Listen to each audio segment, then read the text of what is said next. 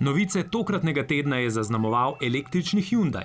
Toda kona elektrike model, ki ne zre zgolj v prihodnost, ampak tudi že v sedanjost. Slovenski trg v tem trenutku se kar precej spreminja. To seveda ne pomeni, da dizelski motorji čez noč izginejo, zagotovo ne, ampak čas, ko se pa začenja razmišljati o nekih novih alternativah pogonov, pa definitivno je že tu. Poročamo tudi o reunionu slovenskega motošporta. Gregor Pavšič je namreč ob izidu svoje knjige Usodna strast 2 na kup zbobnal praktično vse slovenske prvake v ralliju. Zanimiva je ugotovitev, da jih povezuje povsem banalno opravilo, ki pa ima v psihologiji dirkanja v resnici neko drugo funkcijo. Tako novinec kot najbolj izkušen dirkač, kot tudi svetovni prvak še vedno grejo recimo pred štartom lula. To je neka recimo stvar, ki enači vse. Je to nek vstop, nek nov tudi psihološki svet. Od legend motošporta k legendi iz vrst prodaje avtomobilov. Trboveljski Malga je že 50 let prodaja avtomobile. Vse najboljše. Moj oče je začel s servisiranjem avtov. Smo se zdaj eno generacijo vozili z avtomobili na fosilna goriva. Zdaj smo pa čez dalje več vozili na elektriko, digitalna mobilnost, povezljivost in tako naprej. Tudi za naprej imamo ogromno idej, kaj nam ti izzivi tudi kot poslovna priložnost ponujajo. Na izzive prihodnosti se pripravlja tudi Summit Auto z odprtjem novega Ford Stora. Ta je poseben zaradi uporabe fascinantnih digitalnih rešitev. Otvoritev smo izkoristili za klepet z gospodom iz top managementa evropskega Forda. You see every generation adopting a different vehicle from what their parents drove. Whether it was the station wagon in the 60s and 70s, then the minivan, then the SUV. We know that the next generation, almost on purpose, will not drive what their parents drive, but they will drive something.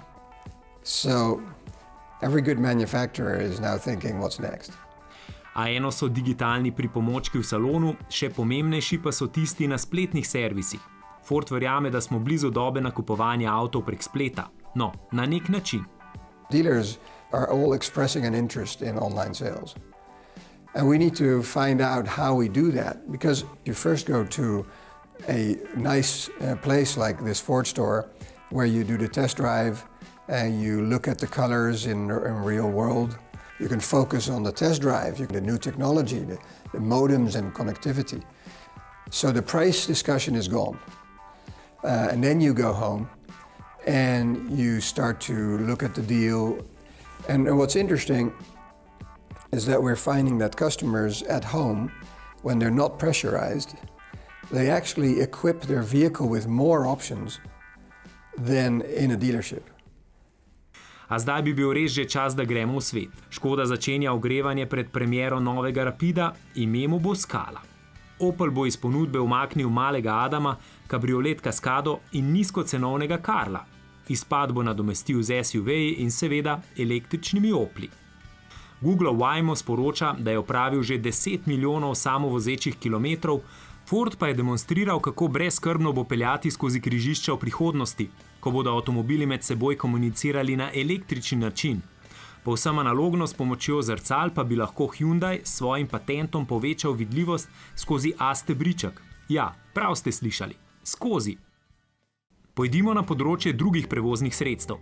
Pariz bo za avtomobile zaprl center vsako prvo nedeljo v mesecu. Seveda pa bo dovolil vožnjo s pedeleki. To je s kolesi na električni pogon, za katere Bloombergov inštitut ocenjuje, da gre za mestno prevozno sredstvo številka 1 prihajajoče elektrodobe. No, v to oceno zagotovo spadajo tudi takšni elektroskiroji, ki se samodejno ohranjajo v pokončnem položaju. Tam gor na nebu pa se bodo samodejno ohranjala tudi večino od skupnih 18 ur in 45 minut letala Singapore Airlinesa. Na novo odprti direktni liniji od Singapurja do New Yorka, ki tako velja za najdaljšo komercialno letalsko linijo. No, z letalsko hitrostjo pa bi radi vozili, ne leteli, pri podjetju Bloodhound. A projekt je vse bolj vprašljiv, saj jim je zmanjkalo denarja.